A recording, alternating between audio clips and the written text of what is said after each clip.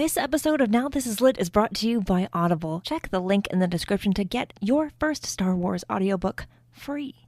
Everyone loves free things. Click that link. Do it. This show is also brought to you by our patrons. If you want to support the show in a different way, with just $1 a month, you can join our Patreon at patreon.com/StarWarsLitPod. You can get a sticker. You can get access to an exclusive show that we do every month that's wild and chaotic and fun and something you can only get by becoming a member of the Patreon. There'll be so many more perks very, very soon. But for now, do you want a sticker? Do you want a sticker that has a Now This Is Lit logo? Because it's fantastic and I love them. But I also want to give them away because there's just a stack of stickers on my desk. So if you want one, $1 a month. Patreon.com/StarWarsLitPod. A long time ago in a galaxy far, far away.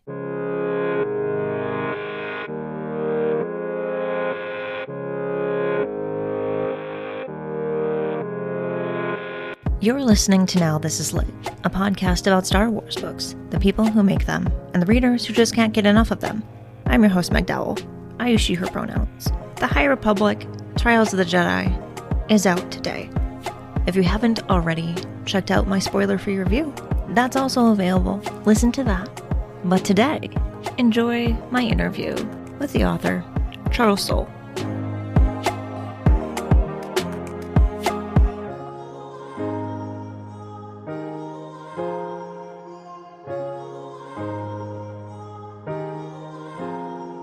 This really was one of those books I was looking forward to. We were all looking forward to for a long time. It was like, I think one of the first times for me that immediately when we got a review copy, I started reading. Like the second I downloaded it, I was like, I can't wait anymore. That's great. I mean, that's the audience sort of you want to be writing for, right? The people who can't wait to see what's going to happen and can't wait to see how it's going to play. It's also one of the most terrifying audiences to write for because there are people coming into this with expectations about the way the story is going to end. And you need to try to write the best book you can, even though knowing there's sort of a lot of eyes looking over your shoulder as you do it. But I'm really proud of the way this all came out. So I think it worked. I'm so glad. I also think it worked. All that being said, how does one sit down, research, prepare for the act of drafting a book that is the ending of a series like the High Republic?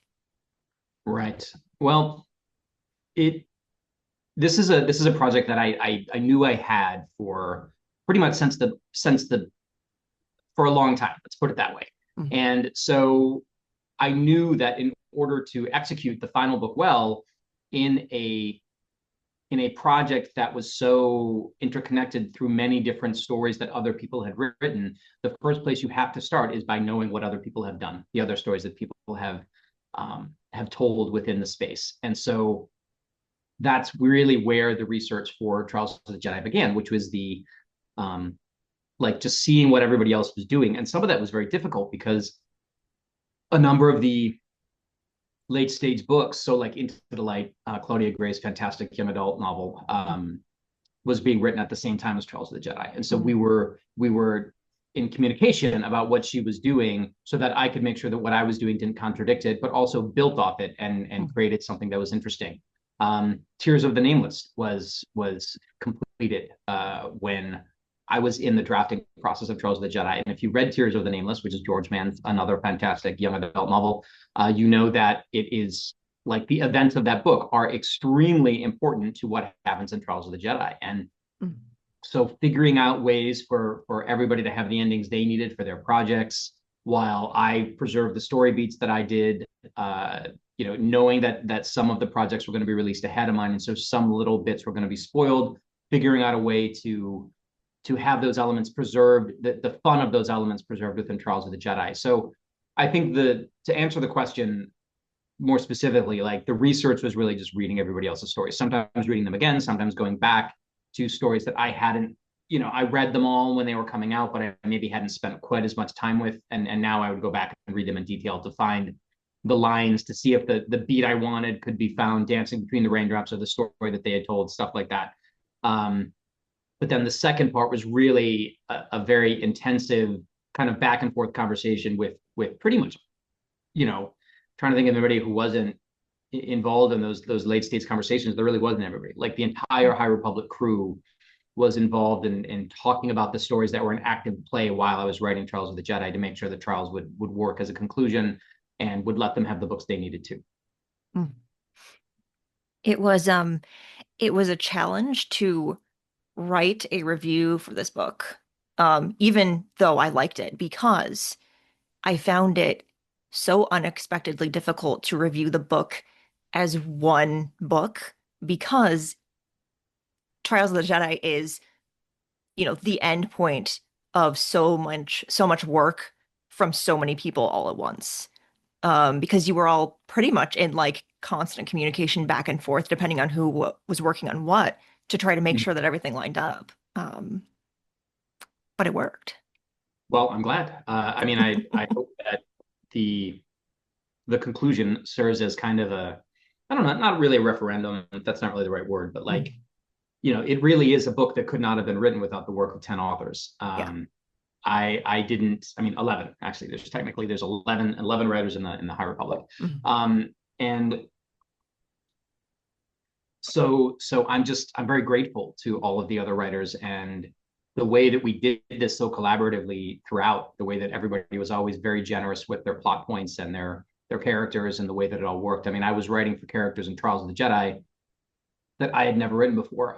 Torben Buck is a great example. Arkoff, he might have had a brief cameo in Light of the Jedi, but like these Tyoric, Reith, these are characters that people have come to really care about and care for, and not least of the sort of difficulty level with that is that a lot of the people who care about them are my good friends who created them. So you want to make sure that you are being respectful to the storylines that they are trying to the character work that they've done to create this person and where they want the character to go and end up. And so, again, you look at somebody like Ty Yorick, who is a Kevin Scott creation, and I know what he wants that character to end up being, but for some people who are reading the High Republic, not looking at every single project, but looking at certain lines of projects, they might not have ever encountered Ty Yorick before, and they might never encounter Ty Yorick again. So I needed to introduce Ty Yorick, what her deal was, and then give her a satisfying story within Trials of the Jedi that also didn't step on things that Cavan was doing. So and that happened over and over and over again in the writing process of this book, which the difficulty of execution of, if you want to use like diving, sports metaphors, it was like a 10 out of 10, right? It was incredibly difficult to balance everything and have it feel like it was a novel that was independent really of anything else, while also feeling completely deeply connected to everything else.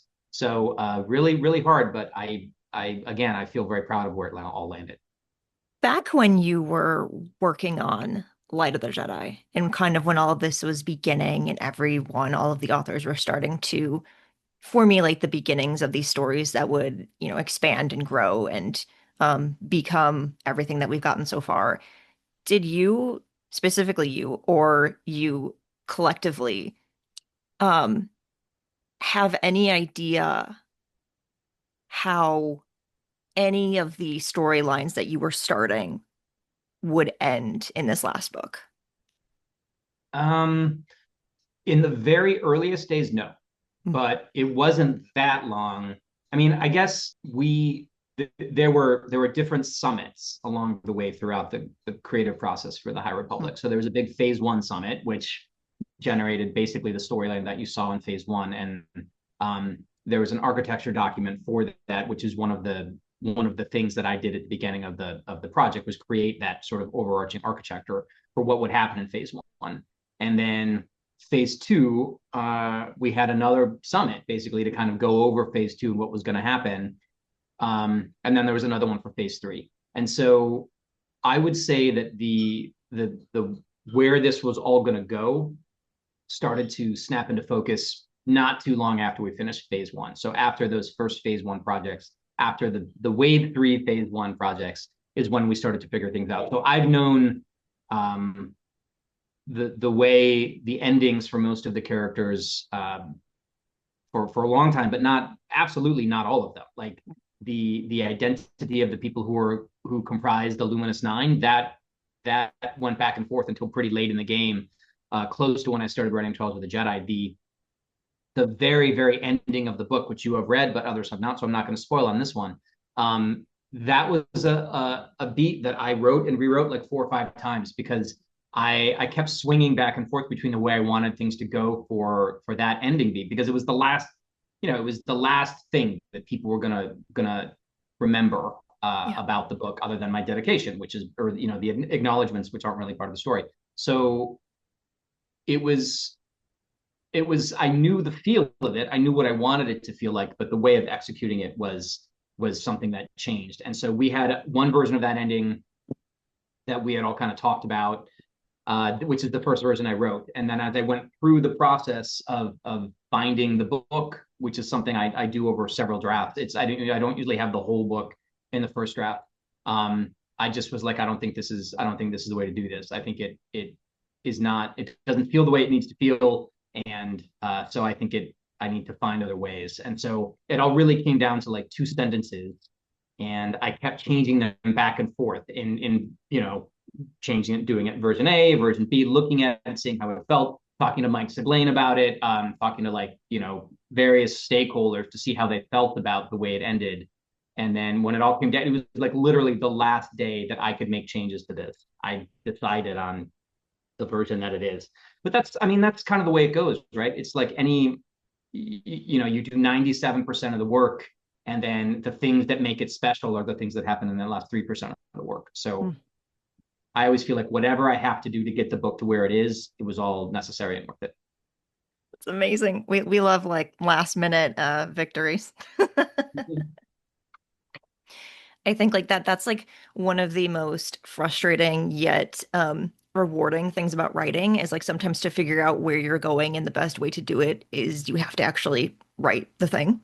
Absolutely. I have one of my big writing mottos, which I try to say every time I do an interview where there's even a chance it could come up, is that you don't have all your good ideas at once. You can't have all your good ideas at once. You have to write a version that isn't perfect. You have to like build the scaffolding before you can put things on it. And so my process is kind of long. I don't think I have a single novel, and this is my 6th, I think, that didn't go to like 6 drafts, and this is no exception. There are interludes throughout Trials of the Jedi. And this storyline follows a family whose homeworld is being devastated by the Blight, and they're trying to figure out um, how to get everyone off and how to escape. That's not a spoiler. It's how the book starts. Um, just for anyone listening who's like, why'd you tell me that? Um, why was it important for you to include these interludes, this storyline, along with everything else that's kind of going on in this book at the same time? I think so. So I've you're the, I don't know, maybe the second or third person I've spoken to who has read the whole book, and that question has now come up every time that I've talked about the book. So I think it's something that people are going to find interesting about the story. I personally, I thought it was very important when you're telling a story of galactic scope, of hugely cinematic scale, where everything that's happening is affecting everybody in the galaxy at the same time. It's important to show the effect of that on people, right? If you're telling people everyone in the galaxy is going to die, it doesn't feel the same way as showing people a family of people that's going to die. And I feel like one of my strengths as a writer, and this is just something I think that I'm pretty good at doing, is creating strong characters in a very short amount of time. Characters that you understand, that you can relate to, that you connect with, that you know what they want, you know what they don't want, etc. In not a lot of time. You get it. And I did it at the beginning of Light of the Jedi, and I did it again here. But the reason for it is always kind of the same, right? You're showing ordinary people going through these wild galactic level things. And I know people are picking up the book because they want to see what Jedi are up to. They want to see what Marky and Rose going to do. And you get all that. But it just feels like it's going to resonate more if you know that an ordinary family with a mom and a dad and two kids is going through this crisis at the same time. Mm. And I if people bounce off it and they're like, why are we dealing with this at the beginning? I apologize, but I feel like that, I think of novels as like films on the page, right? Like I'm cutting between scenes, I'm cutting between imagery, I'm cutting between emotional landscapes, and I think you see that very clearly with Trials of the Jedi, like the way that it's bounced between all these different ideas uh, that add up into this big sort of gestalt of what I want the book to leave the reader with, and that element with what I called the Blight family as I was writing the book is to me a very crucial part of the entire emotional landscape that book should have. Yeah, it had the same effect as the beginning of Light of the Jedi, which is when it became very apparent that you are, in fact, very good at making us care about characters very quickly, and then sometimes devastating us with their fates. Which, you know what, is sometimes how it is. We're used to it. We've read, no matter how many High Republic books you followed, you know, you know how this goes. But Mm-hmm. I think for me, it's like it really kind of almost centers you in the conflict and makes you feel like you're almost there because us reading this, we're just ordinary people. And like, what if that was us? So it's good. I Well, liked I'm, it. I'm I'm glad it worked for you. That's great. I mean, and again, this is not really spoiler material, but the first actual chapter of the book begins with a Jedi youngling named Bree, Mm. who is one of the characters that first appeared in the book I wrote with my daughter, Jedi Brave in every way. So it was neat to bring that character back and put this little kid in a horrifying situation. But it was all kind of about the same thing, right? You start the book with a POV character who is extremely vulnerable, extremely afraid, doesn't know what's going to happen, and doesn't know how they could possibly get out of it. And then you start adding things in. You start bringing in other elements that help um, bring the feeling of the book until like, well, okay, maybe there's a chance, maybe there's some hope. Um, but all of those choices are very deliberate, and it's really all about the idea of bringing the reader into the world and into the conflict in a way that isn't off-putting, right? Because their Trials of the Jedi is the culmination of. I mean, I saw somebody say something on Reddit the other day. It was like 66 projects, which seems like a lot, but maybe it is that many. I don't know.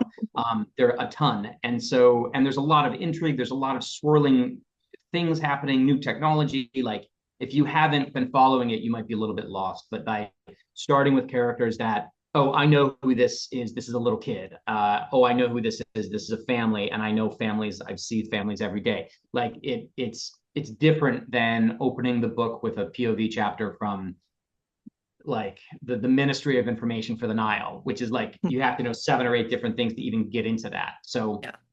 um, anyway, I'm going on about it, but you get the idea. Yeah. Trials of the Jedi had many, many tasks to complete, a lot of storylines to kind of bring together, characters to develop and bring to some kind of ending, all of that. And one of the things that it had to do, as all of the books in the High Republic have had to do, is strike this balance between light and dark, hope and despair, whatever kind of opposing sides you want to choose. What was it like for you as a writer to have to balance these kind of opposite ends of the emotional spectrum? Because you can't have hope without despair. And I can imagine Mhm. that's a lot. Um, I think the if that's one of the things you need to be good at to do this job well is to be able to create emotional landscapes within the reader, whether it's euphoria, whether it's fear, whether it's hope, despair. The ideally, if you're doing it right, the emotions being experienced by the characters are echoed at least on some level by the reader, and so you can accomplish that many different ways. Tension, ticking clocks, obviously characters going through terrible things or wonderful things. um, and I think that I often just draw on my own experiences with those emotions for whatever I need to do. Like I know what it feels like to be very afraid. I know what it feels like to be very hopeful. I know what it feels like to be like, oh my God, I can't believe this wonderful thing happened to me. Like I know what those things feel like, and then it's just a matter of trying to channel those into the prose or the series of events or whatever in a way that will work. And I always kind of think of it very much like a sleight of hand magician, right? Like they know how to make you feel or think or look in a certain direction. And writing a novel, especially a novel like this, is very much a lot of the same thing, right? There are things I can do that I know are going to generate an emotional response because of the way I know the characters work. And sometimes that's true with characters that are long established, and sometimes that's true with characters who are brand new to this book that I'm just introducing here. But it's I don't often get too caught up in the way the emotions I'm playing on the page land. Like it's just, I'm just like an orchestra conductor, like just getting all the instruments to play the way I want to. That said, I also think that Charles the Jedi, just like Light of the Jedi, is landing at a time that feels very like appropriate, right? This is a book that I think is a reflection of the times we're living in, just as Light was. And I think I think that people are going to respond to that even if they don't necessarily feel like know it consciously. A lot of times, if you can echo what people are feeling in a given time, they respond even if they can't say, "Oh, well, it's because this is an analogy to this," and I totally saw it. It's just they feel the way they feel. As people are listening to this interview, Trials of the Jedi is out in the world. How does that feel to know that this book that we've all been waiting for years, is finally here and people are reading it and they're going to react to it, and it's so important. I think one of the biggest things I feel about the book being out, and this as we're recording this, it's as people are listening to it, it's out in the world. As we're recording this, it's not. So I have gotten a small amount of reactions to the book so far, like very less than 2 dozen, and maybe less than a dozen. How about somewhere between a dozen and 2 dozen reactions to the book at this point? And they have been universally overwhelmingly positive. And so I feel mostly very relieved, right? Because this is the kind of thing that you don't want to mess up. Just like I didn't want to mess up Light of the Jedi. I feel like the way the initiative begins and ends, or the way the initiative is going to be remembered. In many ways, it's going to be remembered for a lot of different things. The wonderful inclusiveness it's had, the way that it was executed so skillfully with all the different stories talking to each other.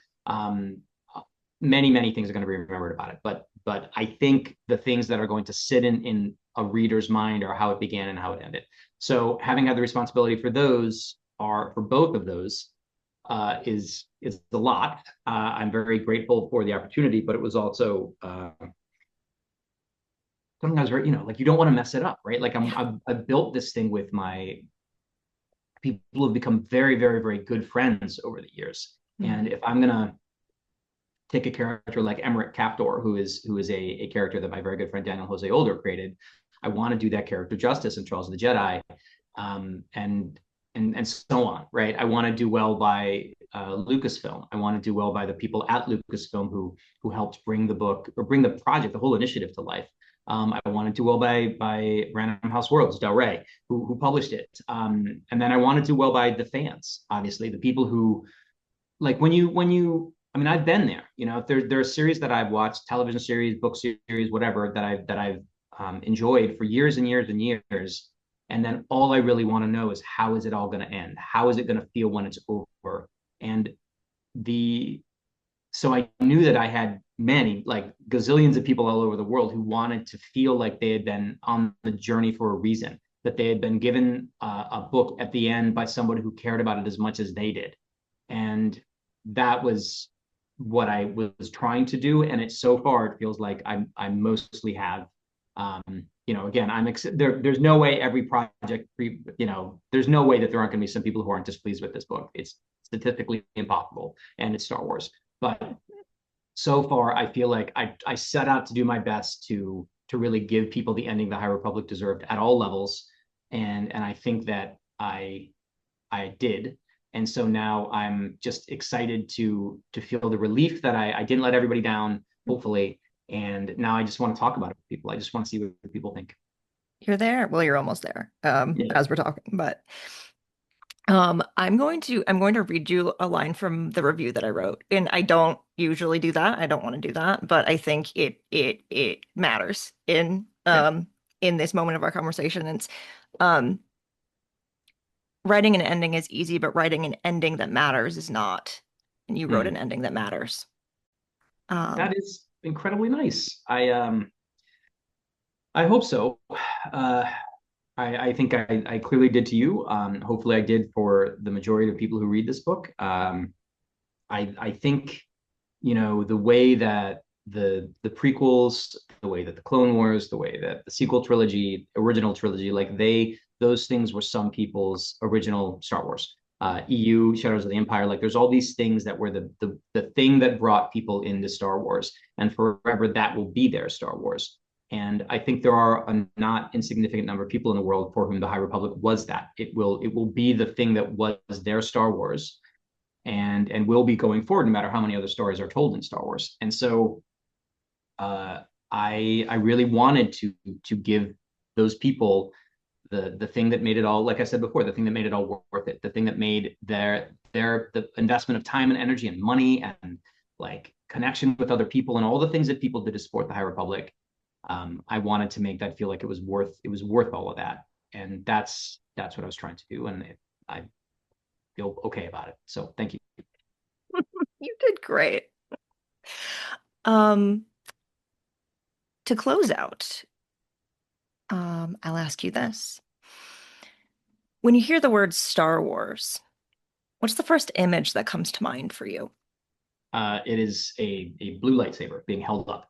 And that is the image from if I get this wrong, I deserve to be called out on it. But from one of those original posters for A New Hope, like the one with just like Luke's hand and the blue saber coming up right through the middle of it. So that is the thing that pops into my head. I think it is other people are going to have their own version of it. Some people are going to think Darth Vader, some people Yoda, whatever, Chewbacca. But for me, it's that. It's always been that. And you can get thematic with it and say it's because it's a light appearing in the darkness. Maybe. I also just think lightsabers are pretty badass, and I always have. But that's the first thing that grabbed me when I was a little kid was that image, the idea that something that magical could exist. And I think they were very smart to center it in that early. It put Star Wars into this mythological place that where it still lives, and I think that's a lot of the power of it. I ask this question all the time, and everyone has a different answer, and it's fascinating to just hear what everyone kind of thinks of first, and also like how quickly people come up with it, because you just were like, you fired it off right away, and I'm like, that's just because it's there. That's what you think of because that's what matters to you. It's built into the question, right? Like, what's the first thing you think of when you think of Star Wars?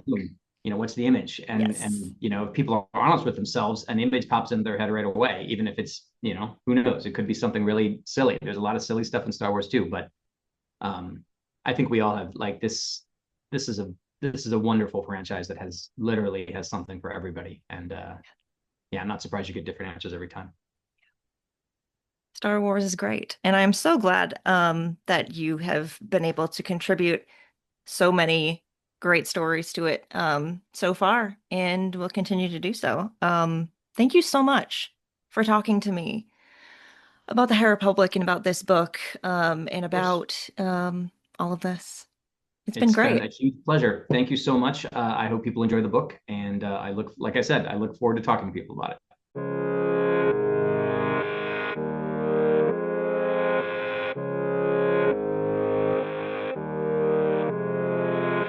Now This Is Lit is part of the Faraway Fandom Network. It is produced by Devor Montum and written, hosted, and edited by me. Jose Jimenez designed our podcast art. You can keep up with the show on Substack at Now This Is Lit, and find the show wherever you get your podcasts. There are so many ways you can support the show, and all of those ways are linked in the show description. The newest way is to become a member of our Patreon. For $1 a month, you can get access to an exclusive show and a sticker. And if we get 500 people to support the Patreon per month, I can hire an editor. That would be great for me, and maybe for you too. So if you'd like to support the show with just $1 a month, you can do it that way. Or you can just keep listening and sharing the episodes. That is also helpful, and I appreciate it. For more book reviews and Star Wars Book Celebration, follow Star Wars Book Reviews on Instagram and TikTok.